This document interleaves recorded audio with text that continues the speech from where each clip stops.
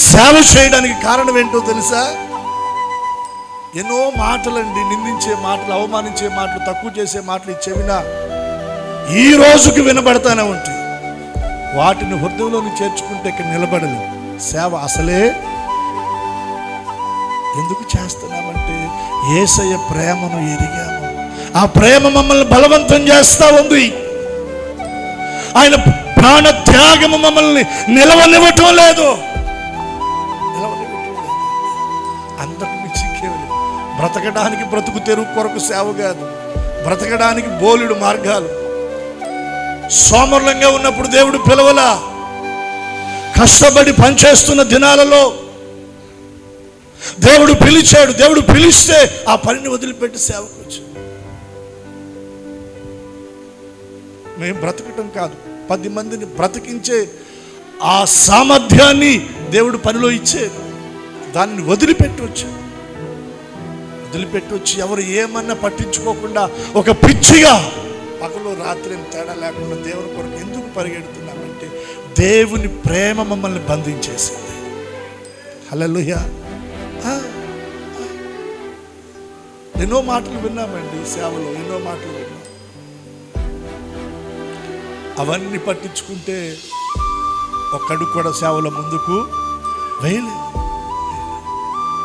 ఎలా నిలబడగలుగుతున్నామంటే కేవలం దేవుని ప్రేమ. నా కొరకు నా ప్రభు ప్రాణం పెట్టాడు, నేనేం చేయగలను? తన రక్తమంతా నా కొరకు ధారపోసాడు, నేనేం చేయగలను? నా కొరకు పరలోకమునే ఆయన విడిచిపెట్టి లోకానికి వచ్చాడు, నేనేం చేయగలను? ఆయన నా కొరకు చేసిన దానిలో నేను ఏం చేసినా అదొక 0.1% కూడా రాదు. ఏమి చేశాను రుణాన్ని నేను తీర్చుకోలేను. అది నా వల్ల కాదు. కృతజ్ఞత కలిగినటువంటి వాడు ఆయన కొరకు బ్రతకడం తప్ప ఇంకేమి నేను ఏమి చేయను. రానున్నటువంటి దినాలలో పరిస్థితులు చాలా దారుణంగా ఉంటాయి. హెచ్చరికలు వస్తాయి, బెదిరింపులు వస్తాయి, ప్రతికూల పరిస్థితులు వస్తాయి. వాటి మధ్యన ప్రభు కొరకు నిలబెడతావా, వెనుతిరుగుతావా? ప్రభు కొరకు నిలబెడతావా, పడిపోతావా? ప్రభు కొరకు నిలబెడతావా, బెదిరిపోతావా? షడ్రక్ మేషక్ అబేద్నెగో రాజు ఎదురు నిలబడి చెప్తున్నారు, రాజా ఇందుని గురించి నీకు ప్రత్యుత్తరం ఇవ్వాల్సిన చింత మాకు. మేము సేవిస్తున్న దేవుడు తప్పించగలడు, రక్షించగలడు.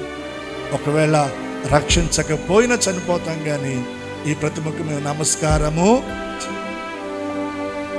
మందిరానికి వెళితే కొన్ని కట్ అయిపోతాయి.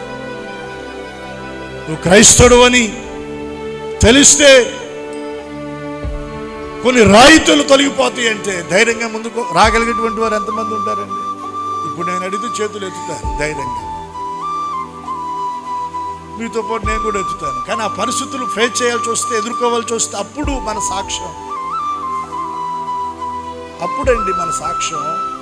రాయితీలు కాదు, అగ్నిగుండంలో పడేస్తాం, 7 అంతలు తీవ్రం చేయబడిందని షడ్రక్ మేషక్ అబేద్నెగో ముందు సవాలుతో అక్కడ అగ్నిగుండం కనబడతా ఉంది.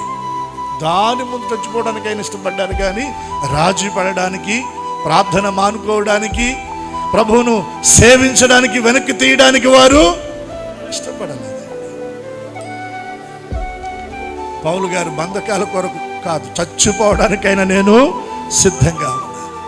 ఎందుకంటే దేవుడు అంటే ఏంటో వాళ్ళు ఎరిగారు, ఆ లోతుల్లోకి వెళ్ళారు. వాళ్ళు దేవుని మందిరానికి వస్తున్న మనం, వాక్యం వింటున్న మనం, ప్రార్థన చేసుకుంటున్న మనం ఇంకా అక్కడ అదే స్థాయిలో ఉండకూడదు. దేవుని కొరకు ఒక ప్రత్యేకమైనటువంటి ఆ సమర్పణ, ఆ భక్తిలోనికి మనము ఎదగాలి. హల్లెలూయా. ప్రభు అంటున్నాడు, నా కొరకు ఒకవేళ మీరు ఇక్కడ నిందించబడి, దూషించబడితే, మీ మీద చెడ్డ మాటలుగా అబద్ధ మాటలు పలకబడితే, ఆయన అన్నాడు, మీరు ధన్యులు, సంతోషించండి, పరలోకములో మీ ఫలం అధికమవుతుంది.